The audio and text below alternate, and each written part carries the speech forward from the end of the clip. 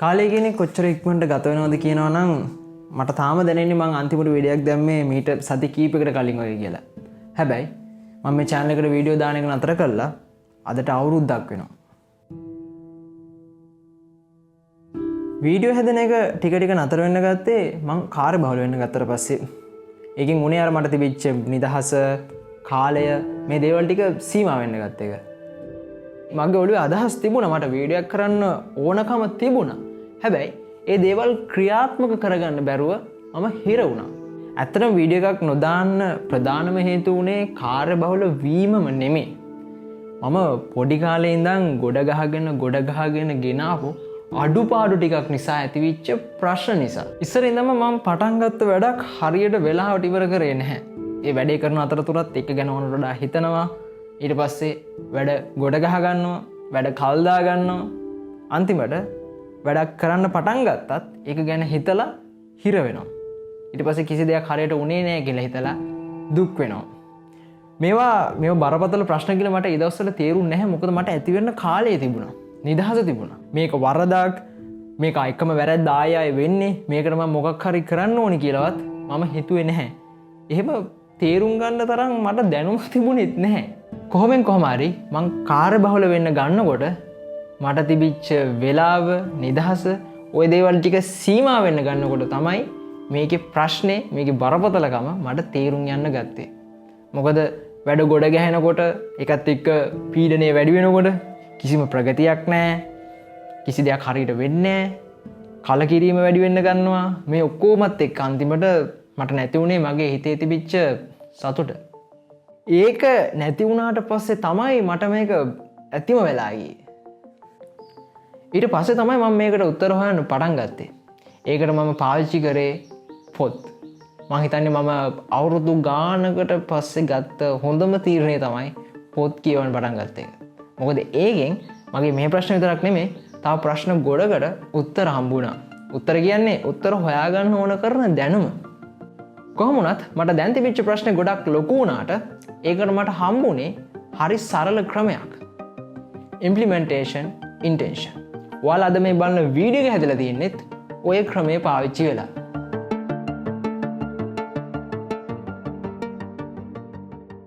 අද මම හදන්න යන්නේ නියොන් ටෙට්‍රා ටැංක් සෙටප් එකක්. මේ සම්පූර්ණ වීඩියෝ එක මම හදලා තියෙන්නේ ප්‍රධාන කොටස් 5කට බෙදලා. ඒ ප්‍රධාන කොටස් 5 මම තව අණු කොටස් ගොඩකට බෙදලා තියෙනවා. බෙදලා කලේ ඒ පුංචි කොටසකට ක්‍රියාත්මක වෙන්න ඕන වෙලාවකුයි තැනකුයි හදලා දීපු එක. ඒකට තමයි implementation intention කියන්නේ. කවද්ද, කොතනදීද, මොකක්ද කරන්න කියලා කල් තියා සැලසුම් කරන එක. මේ වීඩියෝ එක ප්ලෑන් කරද්දි මම මේක ප්‍රධාන කොටස් 3කට බෙදාගත්තා. ඒකෙන් මම මුලින්ම කරේ මගේ ඔළුවට ආපු ඔක්කොම අදහස් ටික ලිස්ට් ඩවුන් කරගත්ත එක. ඊට පස්සේ ඒ අදහස් වලට අනුව මේ වීඩියෝ එකේදී මට කරන්න තියෙන ඔක්කොම වැඩ ටිකට අදාළ වෙලාවල් ටිකයි තැන් ටිකයි හදලා දුන්නා. ওই දෙක ඉවර වෙලා මේ සෙටප් එකට ඕන කරන සෑන් ටිකයි ඩ්‍රිෆ්ට් ෆුඩ් ටිකයි එකතු කරගන්න මම ගියා ඇලට.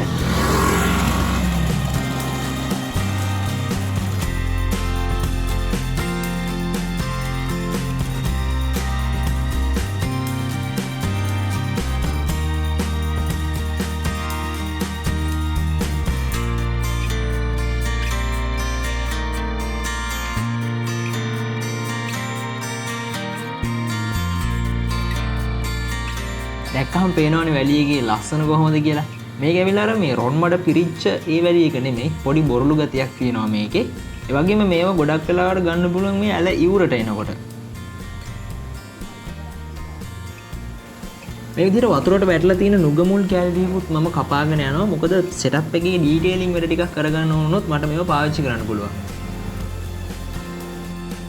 මේ වගේ මුල් කැලි තමයි මට හම්බුනේ. ගොඩක් අර හැඩ තියෙන ලස්සන ඒවා නම් හම්බුනේ නැහැ. මම ඉතින් හම්බෙච්ච ටික දාගෙන ආවා.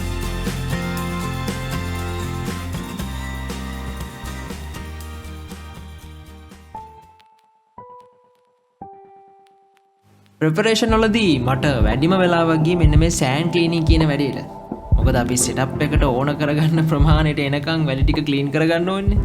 මේ වැලි ටික ක්ලීන් කරන වැඩේට මට ඕන වෙනවා ටිකක් ලොකු බේසමක්, බාල්දියක් සහ ප්ලාස්ටික් පෙනේරයක්. මුලින්ම බාල්දියට වතුර පුරව ගන්න ඕන ඒක උතුරලා යනකම්. ප්ලාස්ටික් පෙනේරේ අරගෙන මේ බාල්දියේ උඩින් තියාගත්තාම ඔය පෙනේරේ මෙෂ් එක හරහා වතුර ටිකක් උඩට එනවා. ඔන්න ඒ වතුර ටිකට තමයි ඇලින් ගෙනාපු වැලි ටික දාගන්නේ. දාගත්ත වැලි ටික අපේ අතේ ඇඟිලි වලින් හොඳට කලවම් කරන්න ඕන. එහෙම කරගෙන යනකොට සියුම් වැලි ටික ඔය මෙෂ් එකෙන් පෙරිලා බාල්දිය යටට යනවා. ටිකක් ලොකු වැලි ටික අපේ ප්ලාස්ටික් පෙනේරේ ඉතුරු වෙනවා. ඒ ඉතුරු වෙච්ච වැලි ටික දාගන්නවා බේසමට. සෙටප් එකට ඕන කරන වැලි ප්‍රමාණය එකතු වෙනකම් මම මේ වැඩේ දිගටම කරගෙන යනවා. මෙතන මේ තියෙන බේසමේ තියෙනවා ටිකක් ප්‍රමාණයෙන් විශාල වැලි ටික හොඳට ක්ලීන් වෙලා තියෙනවා ඔයාලට පේනවා. ඒ වගේම ඔය මඩ පිරිච්ච බාල්දියේ තියෙනවා හරි ලස්සන වැලි එකක්. ඔක මඩ විතරක් නෙමෙයි තියෙන්නේ. මේ වැලි එක මාරම සිනිදුයි, මාරම නැචරල් ෆීලිං එකක්, ලුක් එකක් තියෙන්නේ. හරි අමුතුම ටෙක්ස්චර් එකක් ඒක. මං මාරම ආස වැලි එකක් තමයි මේක. මේ බාල්දියේ තියෙන වැලි ටික ගන්න කලින් මේකේ මඩ තියෙනවා. මේ ටිකත් හොදලා යවලා තමයි මම මේක සෙටප් එකට ගන්නෙ. හරි ඉතින් මන් දැම් පොඩ්ඩක කලින් තමයි ගෙදර ආවේ. කොහොමත් ඊයේ අද දවස ප්ලෑන් කරද්දී දැන හිටිය අද කොහොමත් ඉන්න පරක්කුණා අද බිසි කියලා. ඉතින් ඒකත් එක්ක මං හාර්ට්ස්කේප් එක හදන වැඩේ අද ටයිම් නැති නිසා හෙටට දාගත්තා. එතකොට අද මට අර පොඩි වෙලාවක් ඉතුරු වෙනවනේ. නිකන් කාලනාස්ති කරන්නේ නැතුව මං ඒකට දාගත්තා පොඩි විනාඩි 30ක. විනාඩි 30ක පොඩි සරල හැබැයි වැදගත් ටාස්ක් එකක්. මම දැන් කරන්නේ හෙට මට හාර්ඩ්ස්කේප් එක හදන්න ඕන කරන ඔක්කොම බඩු ටික පිළිවෙලට ගන්න ලේසි වෙන්න මගේ ටැංක් එක ගාවින් අහුර ගන්න එක.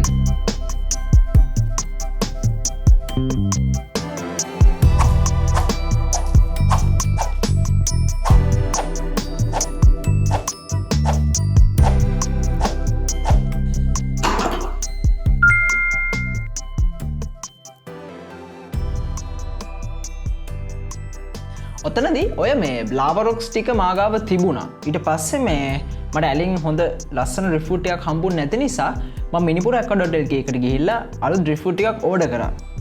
නියමම දේ කියන්නේ ඊට මම ඔළුවේ සෑහෙන කාලෙක ඉඳන් පොඩි අයිඩියා එකක් තිබුණා. ඔය මේ මාළුන්ට පීනලා යන්න ඔහොම පොඩි ගුහාවක් වගේ හදන්න. ඔය අයිඩියා එක මට ආවේ මේ මගේ මේසුට තියෙන මේ ට්‍රයිපොඩ් එක. මෙන්න මේකෙන්.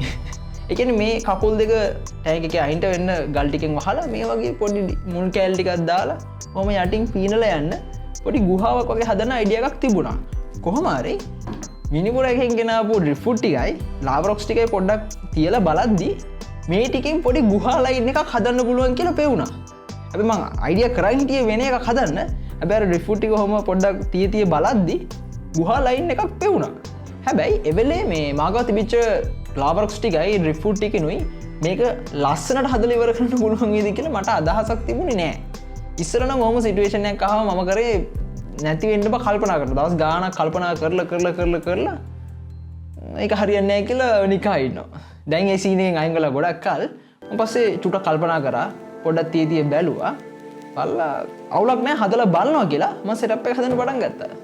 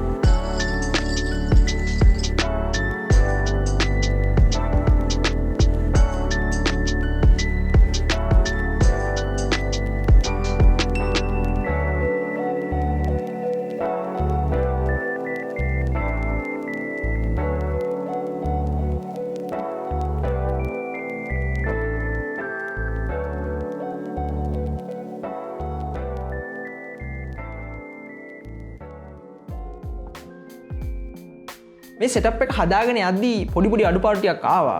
පස්සේ මම ඒ ටිකට පොඩි ඇඩ්ජස්ට්මන්ට් ටිකක් කරගෙන මේක හදලා ඉවර කරා.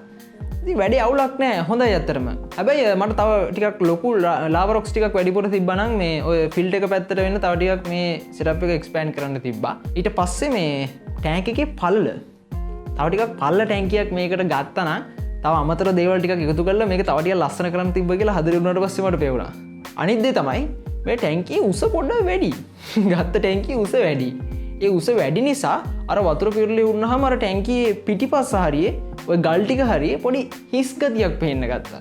පස්සේ මම ඔක කල්පනා කරද්දි මම ඩ්‍රිෆ්ට් කෑල්ලක් එහෙම තිබිච්ච එකක් දාලා බලුවා කැතයි හරියන්නේ නැහැ. තව ඔය පොඩි ගල් කෑලි ටිකක් දැම්මම හරියන්නේ නැහැ කැතයි.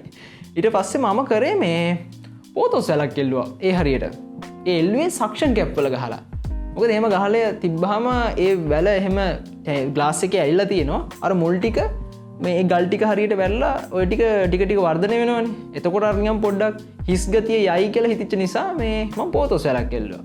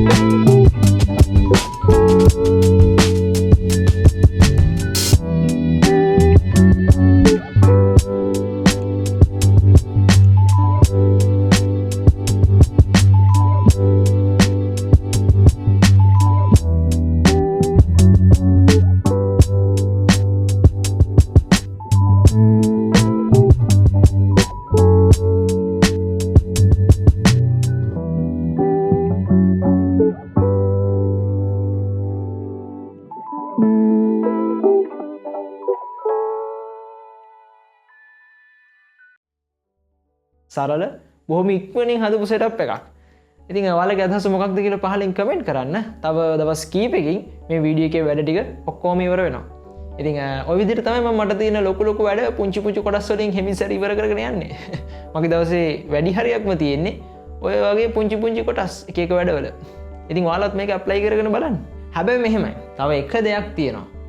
මේ වීඩියෝ එකේ වගේ හැම දෙයක්ම ලස්සනට පියවරින් පියවර වෙලාවට ඉවර වෙයි කියලා හිතන්න එපා. මොකද ෂෙඩියුල් එකකට වැඩ කරද්දී ඔයාලට එන්න පුළුවන් ප්‍රශ්න ගොඩාක් තියෙනවා.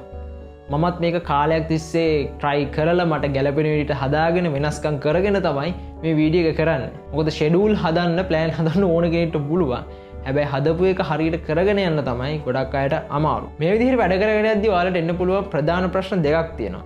එකෙන් පළවෙනි එක තමයි ඔයා අදාළ වෙලාව ඇතුළත කරන්න බලාපොරොත්තු වෙන වැඩ කොටස ඔයාට කරලා ඉවර කරන්න බැරි වෙන්න පුළුවන්. උදාහරණයක් විදිහට ඔයා පැය භාගයෙන් පිටු 10ක් කියවනවා කියලා හිතුවනම් හිතලා වැඩ පටන් ගත්තා නම් පැය භාගයක්දී ඔයාට කියවලා ඉවර කරන්න පුළුවන් වෙන්නේ පිටු 5ක් වගේ. ඔයාට අර පිටු 10 කියවලා ඉවර කරන්නේ ඇයි පැයක් වගේ. එතකොට ඔයාගේ අනිත් වැඩවල වලට දාගෙන තියෙන වෙලාවල් වෙනස් වෙන්න පුළුවන්. වැඩේ පොඩ්ඩක් අවුල් වෙන්න පුළුවන්. ඒකට කරන්න තියෙන්නේ ඔයාව තේරුම් ගන්න එක. ඔයාට පුළුවන් ප්‍රමාණයක් අදාළ වෙලාව ඇතුළත දාගන්න. උදාහරණයක් විදිහට ඔයාට ෂුවර් නැත්තම් මේ පිටු 10 මට පැය භාගයෙන් කියවන්න පුළුවන් වෙයි කියලා ඒකට අමතර වෙලාවක් දාගෙන ඔයාගේ අනිත් වැඩ ටික හදාගෙන යන්න. අනිත් දෙවෙනි ප්‍රධානම එක තමයි මම එපා කරපු එක මේක නා. ඒක හැමෝටම තියෙන දෙයක්. interruptions. බාධා. ඒවා කොහෙන්ද කොයි වෙලේද කොහොමද මොන ස්වරූපෙන් එන්නේ කියලා කාටවත් කියන්න බෑ. උදාහරණයක් විදිහට ඔයා පාරේ ඇවිදගෙන යද්දී ඔයා ගොළුට පොල් ගෙඩියක් වැටෙනවා. පොල් ගෙඩියක් කරලා හොස්පිටල් ඇඩ්මිට් කරනවා. මොනව කරන්නද? කවුද හිතලා පොල් ගෙඩි වට ගන්න නෑ කවුරුත්. එහෙම නැත්තම් ඔයා අද රෑ ඔයාගේ වැඩ ටික ඔක්කොම ෂෙඩියුල් කරලා ඔයා නිදා ගන්නවා. උදේ නැගිටිද්දි ඔයාට නැගිට ගන්න බෑ උණ ගැනලා. ඔයාට මොකුත් කරගන්න බෑ.